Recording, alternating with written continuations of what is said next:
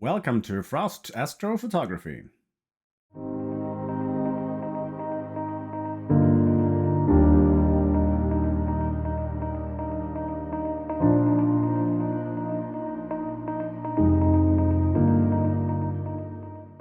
In this video, we are going to take a look at the progress of my astrophotography, starting with the Wizard Nebula and an image from 2021 using my Canon DSLR and comparing that to the recent image of the Wizard Nebula that I took with my ASI 294mm Pro mono camera and my narrowband filters.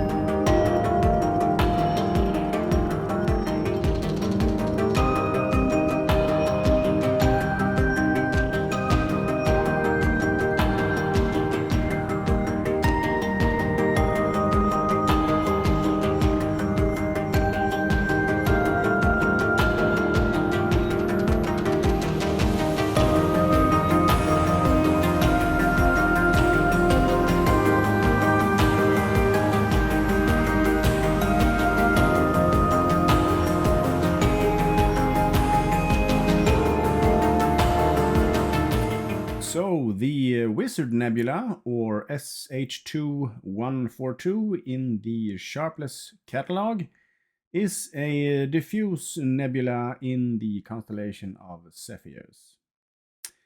It is actually the surrounding nebulosity of the open star cluster NGC 7380 that is called the Wizard Nebula, and that is, of course, due to the shape, with some imagination, that the nebulosity takes in the form of a wizard when rotating it in a particular way. So this object is extremely difficult to visually observe unless you are under a really dark sky and maybe also using an O3 filter. It is located about 8,500 light years from our sun, and the radius is about 20 light years. We are going to jump into PixInsight to look at some stacked light frames here. So this project is actually new data. I've not had that many clear nights so far this season. There's been rain and snow and cloud, and I think it's a record in Sweden. I think we've had 0 sun hours during the last month, including daytime, so that's not so uplifting. But I've managed to capture 16.3 hours, and that is 196 light frames of 5 minutes each, and I have 53 frames of light frames of 03 and 68 light frames of HA data and 75 light frames of S2 data. So this data is looking pretty good, I would say. These are the stacked images, but otherwise completely unprocessed. You can see that there are some artifacts from the stacking process here, since I've used dithering on on all of the light frames. So dither between each light frame. We are going to compare this right now with the stacked image that I took 2 years ago with my Canon DSLR of the same object, the Wizard Nebula. And as you can see, there is a big difference. You can see that it is the same part of the sky here. This is the Wizard Nebula here, and the same over here, but this is also completely unprocessed. The left frame is drizzled when stacking 2 times. The right one is not. So the left one here of the HA is 68 5 minutes light frames, and the one on the right here is 34-minute light frames. So that's 2 hours worth of data on that. I'm not going to bore you with the linear processing steps, since they are pretty much the same, but I'm going to show you the results of the processing steps, just in case you are interested. So the image on the right here is the stacked HA with dynamic crop, and the image to the right here is the stacked HA with the dynamic background extraction, linear fit, blur exterminator, and noise exterminator. And we can zoom in here.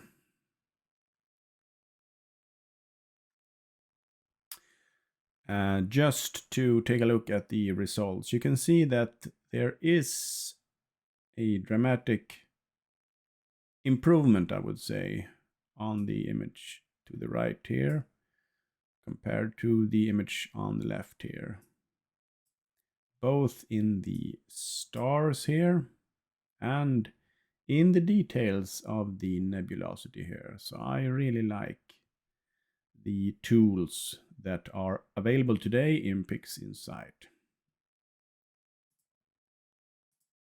Now the next step that I always do is to make a starless version of the light frames after converting into the nonlinear phase using the histogram transformation. And this is usually where I make range masks and try to remove as much of the background as possible. But I've been thinking of my way of processing images, and it would seem to me that my way can be sort of destructive sometimes when using range masks.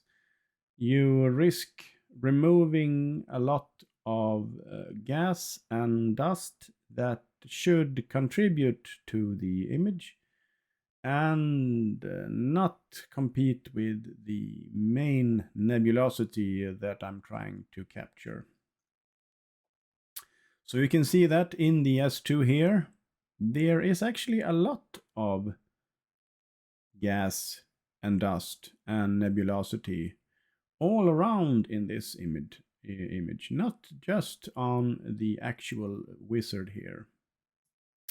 The same is true for the O3, even though there might be some light pollution because my O3 filter is not the best here. So I have some reservations about this, as I've stated in other videos. But looking at the HA here, you can see that there is actually basically no background here. There is nebulosity in the entire frame, and I would say that you should not remove anything from this image using any range masks and not adjusting any curves to darken the background here. Just leave it as it is. For those of you that are interested in learning how to integrate the 3 light frames, I will show you exactly how to do it using pixel math right now, since I'm not normally showing that in my videos. So you open up pixel math, you uncheck the use a single expression here, and you want to assign SHO to red, green, and blue. So you just type in the name of the frame here. So this is D_S2_starless. That is my S2. And for green, we want the HA, and that is called D_HA_starless, and the O3 is called D_O3_starless. So we have these 3 frames assigned to the 3 channels here, and we execute this.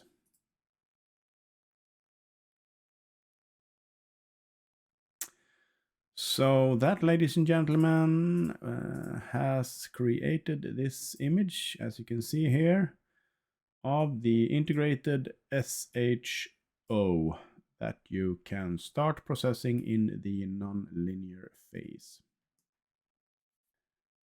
So starting with this, you can see that there's a lot of green here, and the traditional way of processing an SHO image is to remove a good amount, if not all, of the green out of it.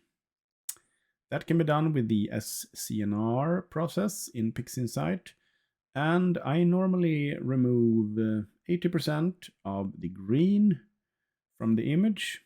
I then invert the image and remove 100% of the inverted image, and that takes care of some magenta that you don't want in the image, and then you invert it back, and you end up with something looking like this. You can see that there is actually O3 in a lot of portions of this image, not just in the middle here. We have O3 data. We have some blue all around here. So next step is to do some color adjustments.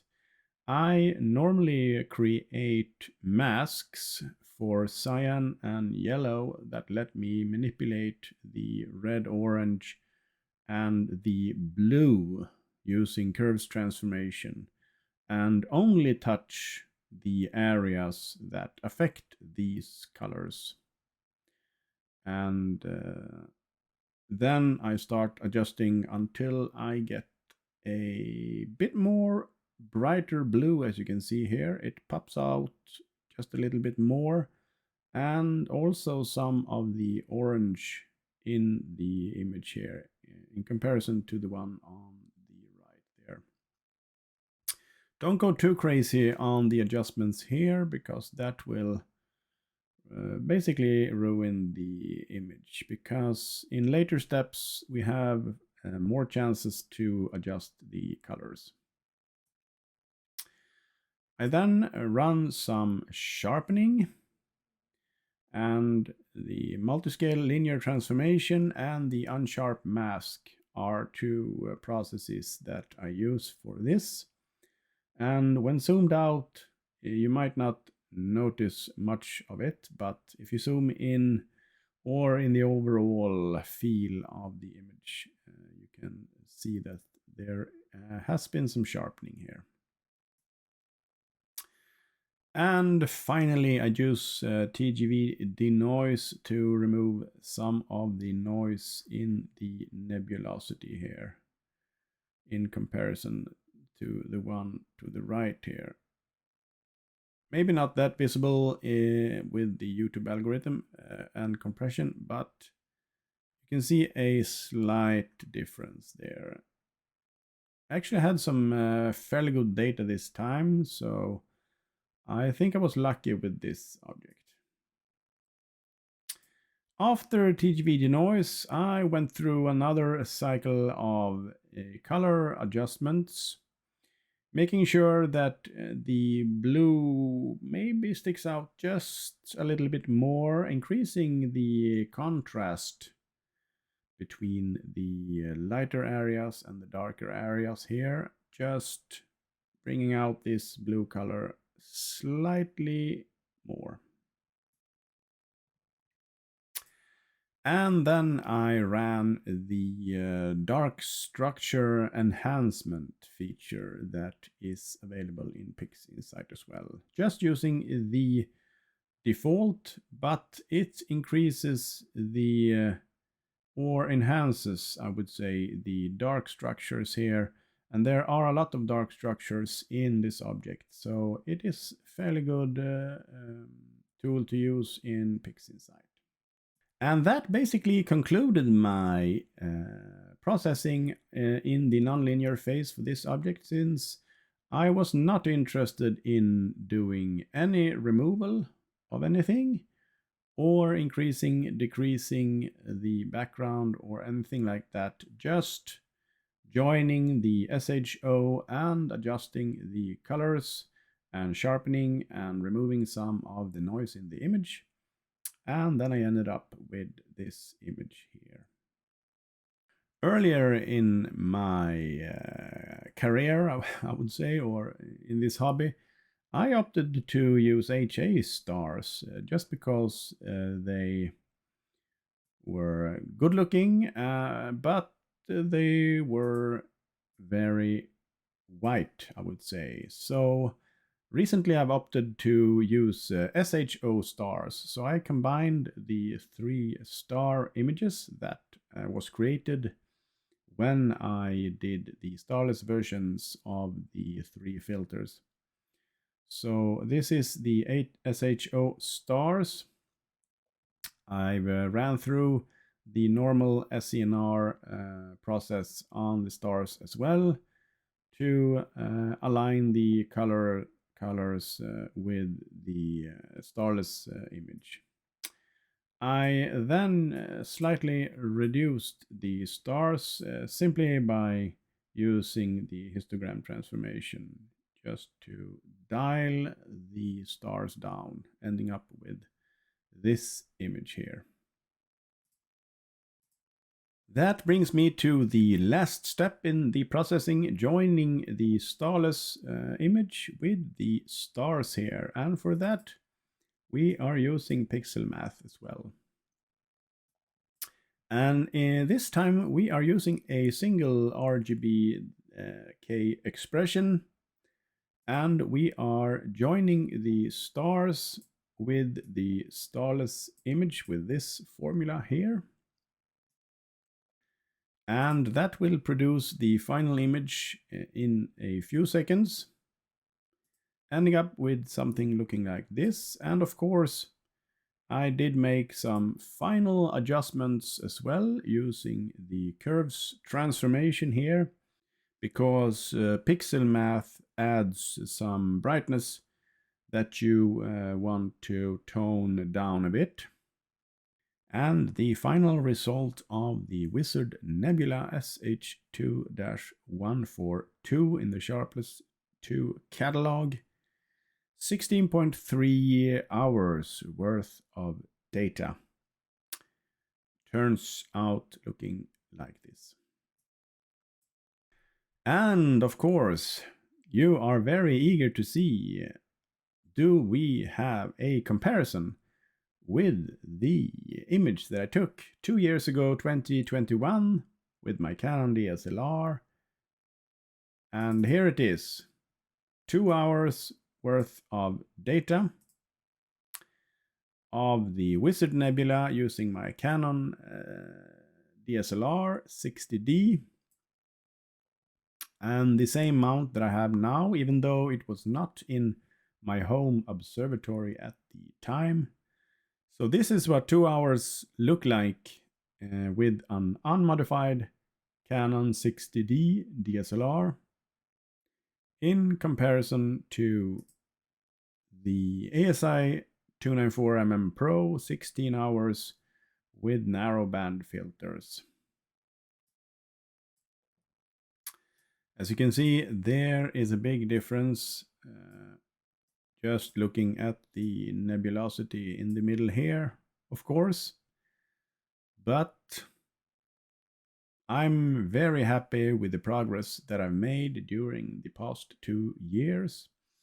And of course, I will try to improve on my techniques and gather more data on the objects. And maybe in the future also do some upgrades to my gear.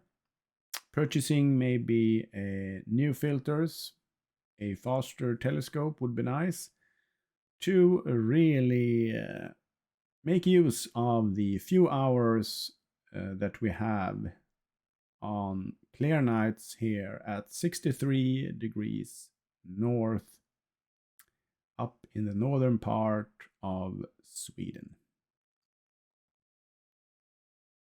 I will see you in the next video, but for now, enjoy the image.